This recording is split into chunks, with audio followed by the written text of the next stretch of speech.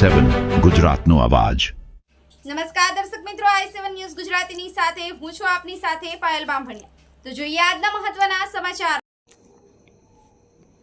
કચ્છના સામખિયારી વિસ્તારમાં એલસીબીની મોટી કાર્યવાહી। વિદેશી દારૂ ભરેલી ક્રેટા ગાડી ઝડપાઈ। ભચાઉ નજીક હાઈવે પરથી પીછો કરી 13 લાખથી વધુનો મુદ્દામાલ કબજે, 3 આરોપી ફરાર।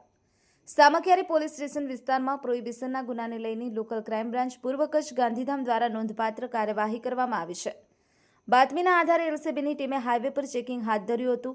તે દરમિયાન સફેદ કલરની ક્રેટા ગાડીમાંથી ભારતીય બનાવટનો વિદેશી દારૂ મળી આવ્યો। આરોપીઓ અંધારાનો લાભ લઈ અને ફરાર થઈ ગયા હતા। ગાડીમાંથી કુલ 13,07,120નો પ્રોહિબિશન મુદ્દામાલ કબજે કરવામાં આવ્યો છે। આગળની કાયદેસરની કાર્યવાહી માટે કેસ સામખિયારી પોલીસ સ્ટેશનને સોંપવામાં આવ્યો છે। ક્રેટા ગાડીનો ચાલક તથા બે સાગરીત નામ અજ્ઞાત। ભરત ઠાકોર, i7 ન્યૂઝ ગુજરાતી, કચ્છ।